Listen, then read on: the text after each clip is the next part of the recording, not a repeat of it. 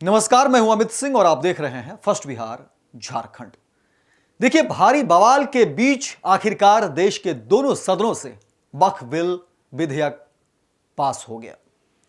लेकिन इन सब के बीच देखिए, सबसे ज्यादा फायदा और सबसे ज्यादा नुकसान किसको होगा, वही खबर हम आपको बताने आए हैं।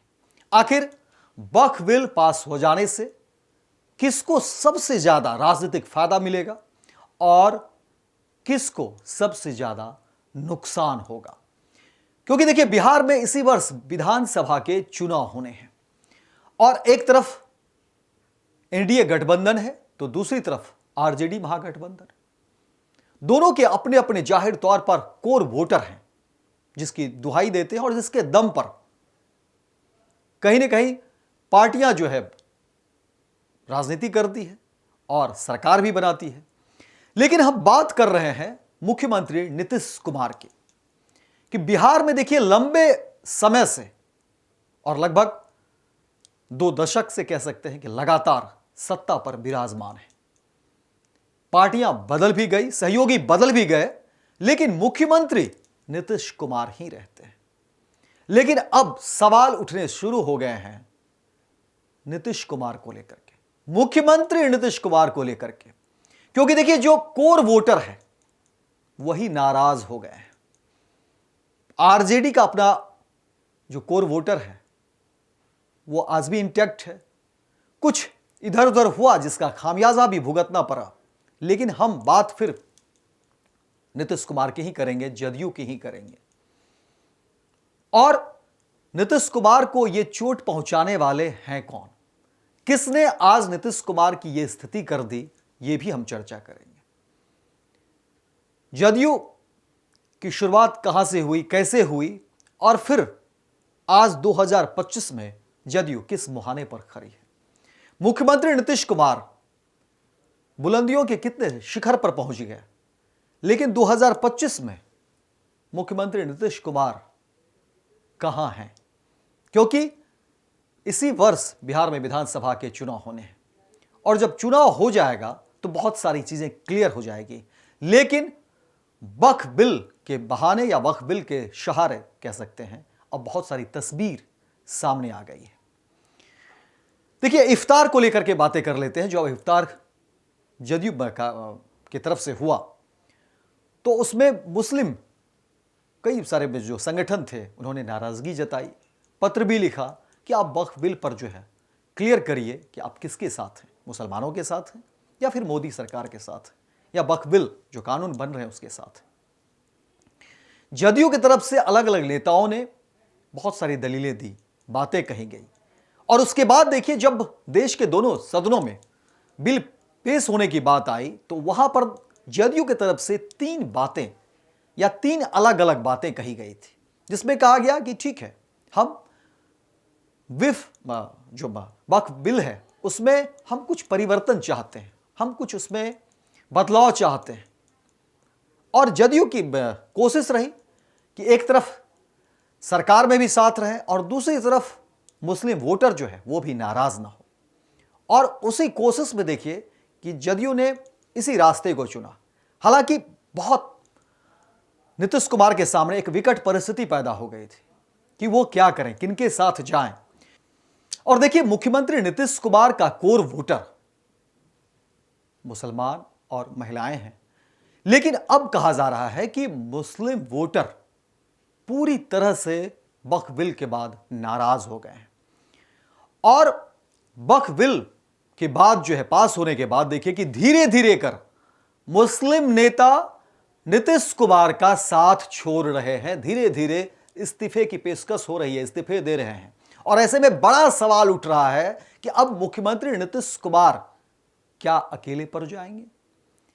क्या जो 2 कोर वोटर बड़े प्रतिशत कह सकते हैं मतदाता का जो था, एक तरफ महिला का और एक तरफ मुसलमान का, लेकिन मुस्लिमों ने तो एक तरह से तौबा कर लिया, क्योंकि जिस तरह की तस्वीर सामने आ रही है, जो इफ्तार में चीजें दिखी और वक्फ बिल के बाद अब लगातार जिस तरह से मुसलमान नेता जदयू का साथ छोड़ रहे हैं, मुख्यमंत्री नीतीश कुमार का साथ छोड़ रहे हैं, ऐसे में बहुत बड़ा सवाल उठ रहा है कि क्या चुनाव से पहले मुख्यमंत्री नीतीश कुमार अलग थलग पर जाएंगे।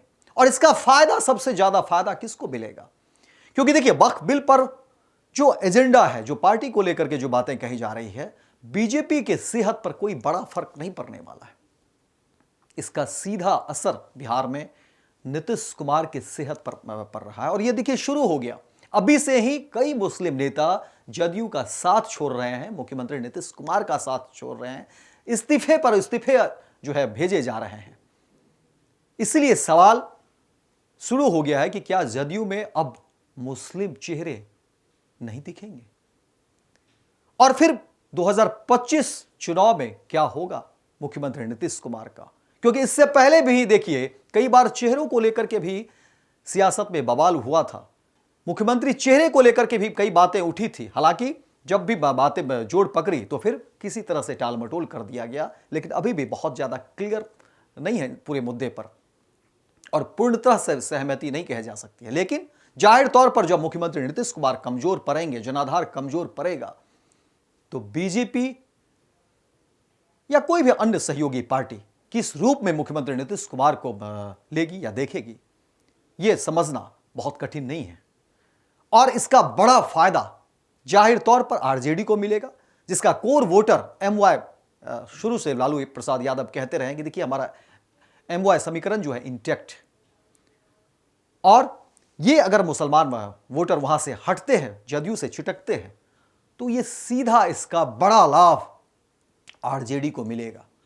ठीक है, कांग्रेस संगठन विस्तार को लेकर बातें कह रही है, लेकिन बिहार में मुस्लिम वोटरों का, मुस्लिम समुदायों का ज्यादा विश्वास कह सकते हैं, वो आज भी आरजेडी के साथ, आरजेडी पर टिका हुआ है।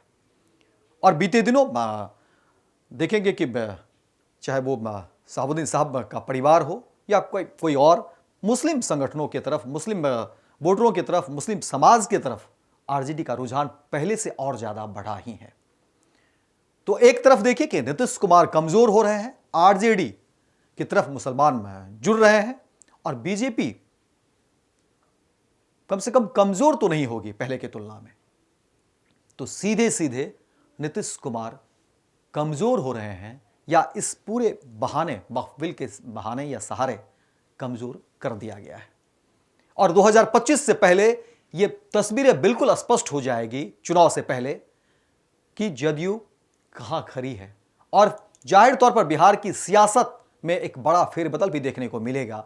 बिहार की राजनीति की दशा और दिशा क्या होगी, वो चुनाव से पहले ही बहुत सारी चीजें समझ में आएगी, और तमाम वो खबरें भी लेकर के हम आपके सामने हाजिर होंगे।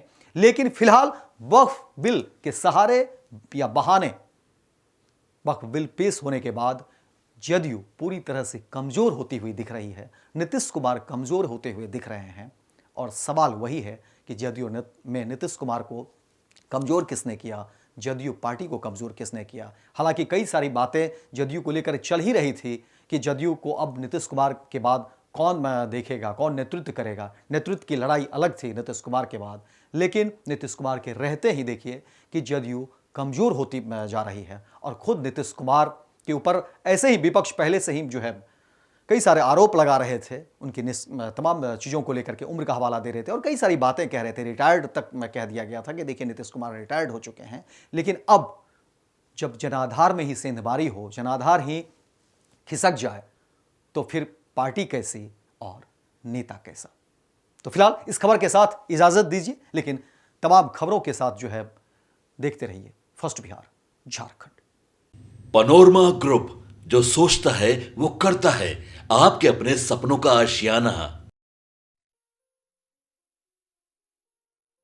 ये लो, मुंह मीठा करो। आज मैंने अपना जॉब छोड़ दिया, अब हम पूर्णिया वापस जाएंगे। जॉब छोड़ दिया है? मतलब ये घर कैसे चलेगा? हम करेंगे क्या? और माँ बाबूजी क्या बोलेंगे? इसलिए मैं एक और मिठाई का डब्बा लाया। अपने बिजनेस के लिए लोन अप्रूव हो गया। अरे लोन अप्रूव हो गया वो तो ठीक है, लेकिन पूर्णिया में हम रहेंगे कहाँ? अपना घर भी तो नहीं है वहाँ। इसलिए तो एक और मिठाई का डब्बा अलग से लाया हूँ। हमने पूर्णिया में घर ले लिया है, पूर्णिया के ई होम्स पैनोरमा में। पूर्णिया में पैनोरमा ग्रुप लेकर आए हैं ई होम्स पैनोरमा। बड़ा घर, आलीशान जिंदगी और अत्याधुनिक सुविधाओं के संग। अरे अरे अब क्यों मुंह मीठा करवा रही हो? क्योंकि हम घर वापसी जो कर रहे हैं। घर वापसी की खुशी पूर्णिया में ई होम्स पैनोरामा के संग। E homes panorama, luxurious lifestyle redefined.